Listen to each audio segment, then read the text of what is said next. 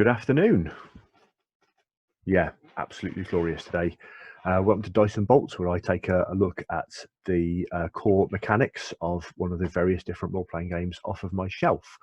In case you didn't know, I'm Ross Hawklord 2112 Kingston, and I do games, lots of them. Today, I'm taking a look at Open Legend, the open source RPG by Seventh Sphere. This game, the complete text of which is available for free at www.openlegendrpg.com. It's wiki style and it's updated. It hasn't been updated for a while because they kind of did very well, but it's very, very easy to hack. It's an any genre system. The cover art is very, very fantastical, that sort of thing. I have difficulty seeing it as anything other than a fantasy game, but like I say, I discussed that a bit more fully in my review video, which is also up on my channel. And this game uses a set of polyhedrals, but not quite. No percentage dice, used during the main course of the game, and no D12s, because D12s don't get no love. And that's actually a little bit of a misnomer into what dice you roll, because generally speaking, you probably need a good couple of sets because of the core dice and bolts of the way that the game works. I'll just reset this. So every dice roll is rolled either, you're rolling either versus a static difficulty number, which will be a target's defense value based on the attack that you're using, or it will be a challenge number, challenge rating they call it, which is determined by the difficulty of the task as set by the GM. Nice and simple, anywhere between 10 and 30. That also scales based on your skill, so higher skill characters need higher results to get past things, but that's balanced out. The core dice roll is a d20. We all know about rolling d20s.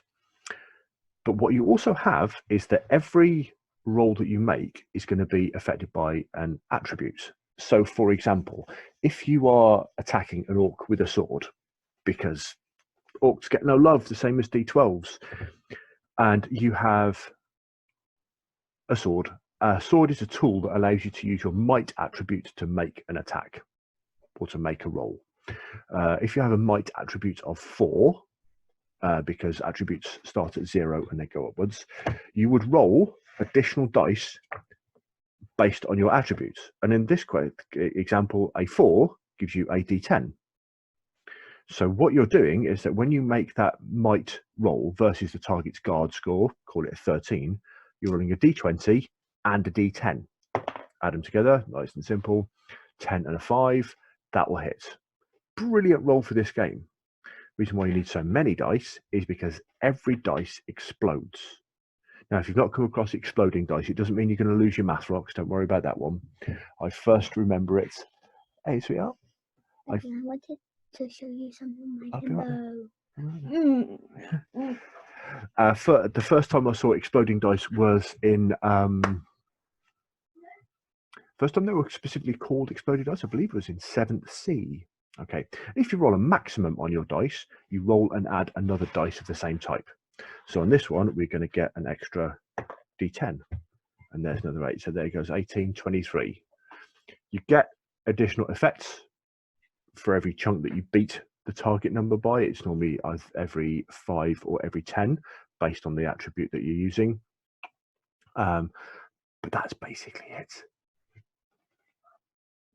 D20 plus dice based by your attributes. So say if the same character was going to use his energy attributes and he only has an energy attribute of 1, and narratively he said that he's just like a trainee wizard, so his firebolts ain't going to be as good as somebody with an energy attribute of 5.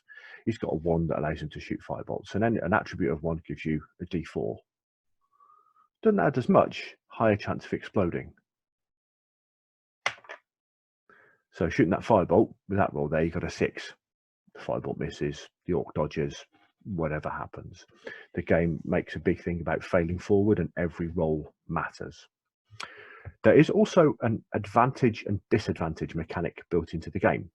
So if in the same example, the character using the 1 to throw the firebolt, for whatever reason, although he's not very good with it, has got advantage 1. there's no disadvantages, you roll 1 additional attribute dice. With advantage 2, you'd roll 2 additional attribute die. With advantage 3, you'd roll 3 additional ones, which means that you're kind of stacking those dice quite heavily.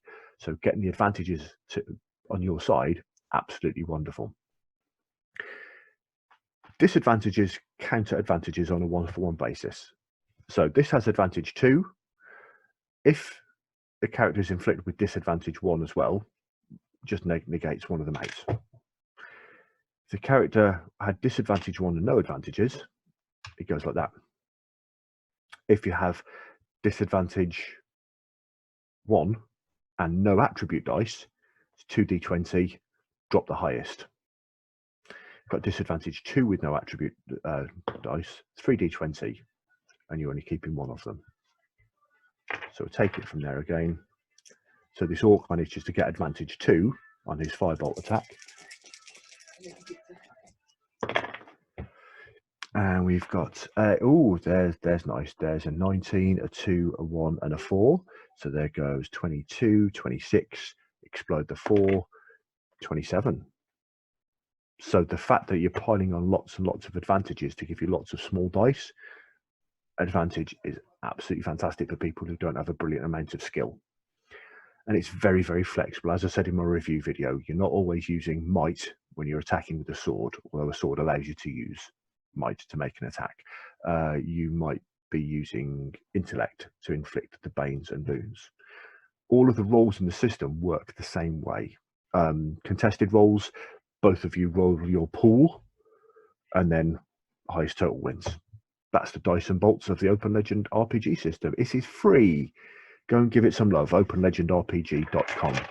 Roll well, roll some exploding dice, and I'll see you around.